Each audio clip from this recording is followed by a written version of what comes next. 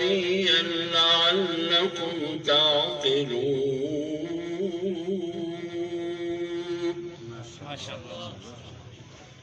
نحن نقص عليك أحسن القصص بما أوحينا إليك هذا القرآن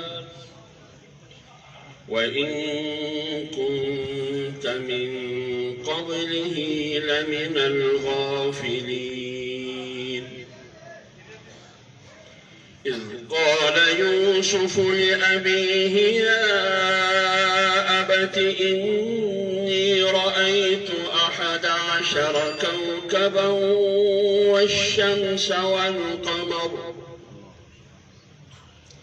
والشمس والقمر رأيتهم لي ساجدين.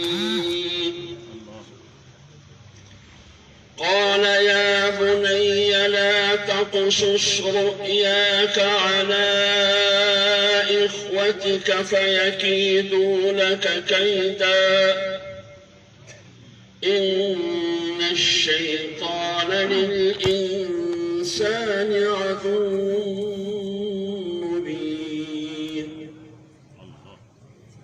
وكذلك